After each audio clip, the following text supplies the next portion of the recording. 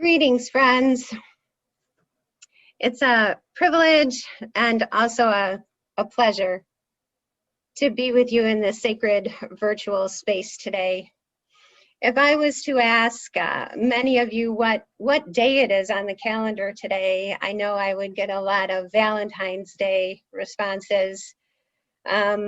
The liturgical calendar, though, is what drives this liturgical space, right, though? And so here we are in the last Sunday after the Epiphany, and kind of considered a hinge Sunday because we're going to be entering into Lent, and next Sunday will be the first Sunday of Lent. But I have a hard time even keeping my eye on the liturgical calendar. There's a calendar that really looms much larger in my mind, and that's the calendar that tells me that in just about a month it'll be 1 year that I've been living in a pandemic world. Another calendar that looms large in my mind is the political calendar, right? And thank goodness that this is not going to be another presidential election year. But in that pandemic year, one of the habits that I developed was listening to podcasts. And listening to those podcasts has brought the political calendar much more into my mindset. But one of my favorite podcasts I've been listening to, perhaps some of you listen to it as well, is called The Daily. And just a couple of weeks ago, there was a great version of The Daily, and it was called A Conspiracy Theory Proved Wrong. Now, the conspiracy theory that they were talking about was the one that has been promulgated by QAnon and the QAnon community. And the conspiracy theory was the idea that President Biden would not be inaugurated and that ex-President Trump would be, because ex-President Trump was going to overpower, overcome, or expose an evil group of people that were actually running the United States. Just to get us caught up on what QAnon is, Anon stands for anonymous, okay? QAnon was started in 2017 by someone posing as the person Q and making internet posts. And these were cryptic clues that were posted on the internet about this idea that Trump was going to expose and overcome this evil group of people who were actually running the United States. Now, in this podcast, it was great because the podcaster was going to be interviewing actual people in the QAnon community and asking them how they felt after the predictions made by Q were proved wrong. So they asked them how they felt after the election in November, how they felt after January 6th and the siege on the Capitol, and then how these QAnon community members felt after January 20th when President Biden was inaugurated. Now, I was expecting to just sit back, enjoy my meal, listen to this podcast, and feel all self-righteous because I'm not a member of the QAnon community. I don't believe that conspiracy theory, and even me calling it a conspiracy theory, shows where I stand. So I had this stance of, oh, I can hold this at arm's length. But something came up that caused a crisis in me when I was listening to this podcast, because the members of the QAnon community kept telling each other, trust the plan. Trust the plan. And that struck at my heart because I thought, oh my goodness, I tell people to trust the plan all the time. I mean, I'm coming to you today and I'm going to ask you to trust a plan. So I started wondering, how do I know that the plan that I am talking about isn't going to lead people into frustration and dismay and disappointment, the way the QAnon community members were brought into this disappointment and despair when their date-driven theories did not hold true. The plan that I talk about, that I ask people to trust, you probably heard me talk about this at St. Simon's, and I talk about this with my students all the time. The plan that I talk about is the plan that God has for relationship with God's people. And I always point to the book of Revelation on how our plan ends. We need to know the end of our own story with the new Jerusalem bride, with the new heavens and the new earth, a time when mourning and crying and despair will be no more, and the plan that God has to wipe every tear from our eye. So how do I know that this is indeed a trustworthy plan? How can I know that I can encourage others to trust this? So I was in the midst of this little personal theological crisis when I ended up reading the lectionary scriptures for today, which include Mark's account of the transfiguration of Jesus. Now I have to tell you, this transfiguration of Jesus was not a story that loomed large in my theological imagination. I never really knew what to make of this scene. I'm like, okay, so Jesus goes up to a mountain. There's a lot of mountains in the New Testament. Some of the disciples are with him. Jesus starts glowing, and these two guys show up from the Old Testament, right? These two figures from the Hebrew scriptures. But I'll tell you, when I was in this state of wondering if I could trust the plan that I know through my Christian tradition, this idea of the transfiguration and Jesus standing there with these two figures from the Hebrew scripture suddenly had a huge significance for me.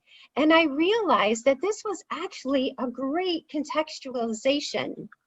This was showing me a Jesus that was anything but anonymous. Okay? This was someone who was not anonymous. This was someone who had been pointed to by the Hebrew scriptures. This was someone who had a couple of really important figures from the Hebrew tradition vouching for him.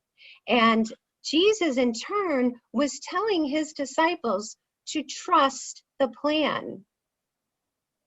So what plan was this that Jesus was asking his disciples to trust?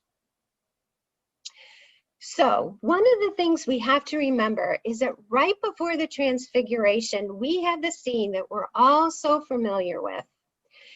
Right before the transfiguration in Mark, Jesus has told his disciples what the first passion prediction, and that is Jesus tells them that he, Jesus, will be handed over to the authorities. He will suffer, he will die, and then he will rise again.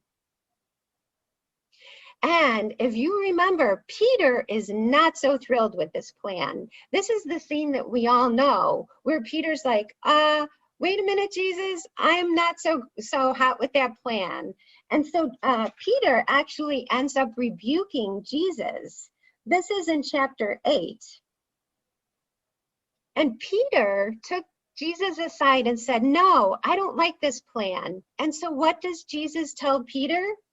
Jesus rebukes Peter, and we all know this, right? This is that great, get thee behind me, Satan. Because Jesus has to let Peter know, you have this plan that you want to trust, but I'm telling you, this is the plan, that I will suffer, I will die, and I will rise. So imagine how Peter is feeling when he's trudging up this mountainside with Jesus, okay? He's like trudging up this mountain going, oh my gosh, what the heck is this plan? This isn't what I had in mind. But what happens to Peter on that mountain? Not only does Moses show up, and not only does Elijah show up, but then there's a voice in the cloud that ends up saying, this is my son, listen to him. I know you don't like this plan, but this is the plan. Trust the plan. So in the person of Moses, we have all of the law of the Hebrew scriptures. And in the person of Elijah, we have all of the prophets of the Hebrew scriptures. This is the great contextualization. That's what I would rename the transfiguration, because I kind of don't get that. But I get contextualization. And this is the opposite of anonymity. We know who is vouching for this plan. The other thing that Moses and Elijah brought to that mountain that we don't necessarily see is that they bring mountains of their own. Moses had been on Mount Sinai when he received the 10 Commandments and had his visit with God. And Elijah had been on Mount Carmel when he performed the feat that showed that God was present with them. When the people were worried about the drought and thinking, could this really be God's plan that we would be suffering a drought right now? So on Mount Sinai, Moses was saying, not the golden calf, okay, but the 10 Commandments. This is the plan. And God was saying to Elijah on Mount Carmel, not the God Baal, the God of rain that you're tempted to pray to right now, but the one true and living God is still your God, even in the midst of drought. So that tells us that on this mountainside, when Jesus is bringing his disciples, it's God reassuring the disciples that, yeah, I know this plan sounds really awful, but this is indeed the plan. You can trust it.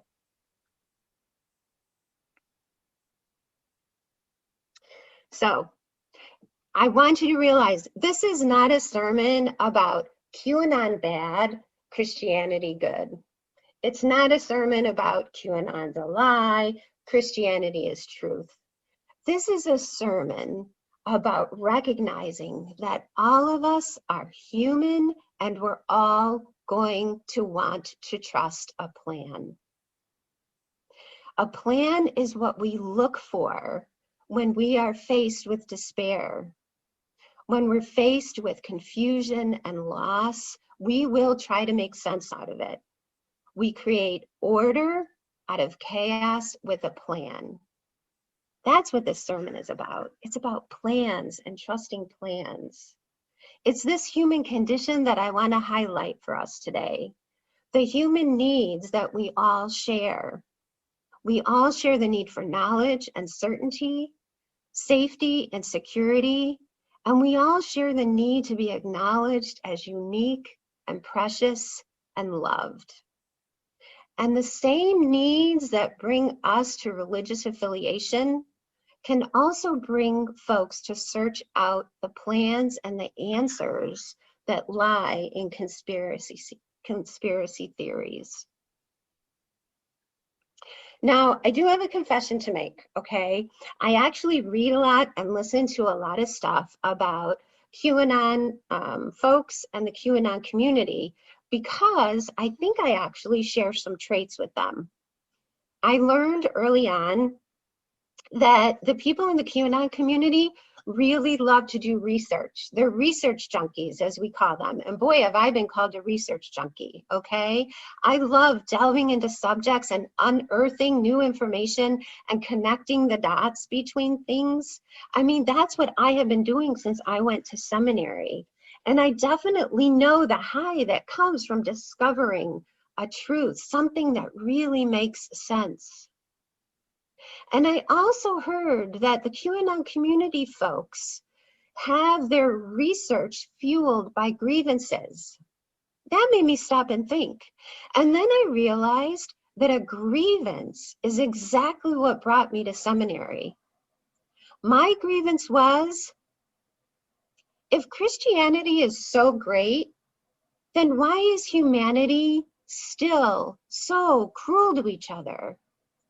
If Christianity is so great, then why, after a couple thousand years of Christianity, are we still exploiting each other and exploiting the planet?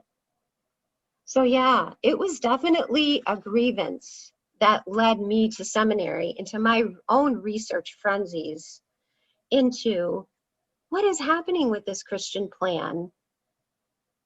But see, rather than ending up following the plan of a newly minted anonymous internet personality, I was incredibly fortunate instead to enter into a long tradition where the influencers, okay, in this tradition end up being folks like Matthew, Mark, and Luke, and John, and the Apostle Paul. And notice that they all have names. I mean, part of the reason why we allow certain things into our canon, as frustrating as we might think our canon is, all of those books are named. That's called apostolicity. The books of the Bible get counted as the Bible because in our tradition, we have come up with some identification of who is providing that information. We know who the influencers are for this story, this plan that revolves around Jesus. The only book in the New Testament that I can think that isn't attributed to someone in particular is the letter to the Hebrews, but otherwise it's all absolutely attributed. There's nothing anonymous about this plan. We also know this plan because we practice it in our liturgy. When we recite our mystery of the faith, Christ has died, Christ is risen, Christ will come again. That's the plan. Okay, we know this plan because we rehearse it in our liturgical calendar as well. When we enter into Lent, we're living out that plan all over again. So this is my ask of you based on what I've shared with you today. Number one, I would ask you to acknowledge the basic need for security that we all have, and that we all share the desire to be safe and acknowledged and even loved. Number two, I would like you to hear. I would like you to listen and ask other folks about what grievances set them on their journey for a plan. And I have a feeling that one of the best ways to ask other people about their grievances is to think about what our own grievances are. What is your grievance? What is it that has broken your heart? What is your broken dream? For many in the QAnon community, it's the idea that the American dream that they trusted in has not come true for them. What is the dream that has not come true for you? Finally, I'm going to ask you to trust the plan. And trusting the plan doesn't mean certitude. Trusting the plan doesn't mean that you or I or Pastor Johnny have all the answers. Trusting the plan does not mean knowing what comes on what date of the calendar. Trusting the plan means knowing who to turn to when you do have questions. And trusting the plan means knowing who to listen to in troubling times. That's what the Transfiguration is all about. Who do we listen to? And in the Transfiguration, we're offered some of the most solid advice we can get in the voice of God, who speaks to us even today. This is my beloved Son, Jesus of Nazareth. Listen to him. May it be so.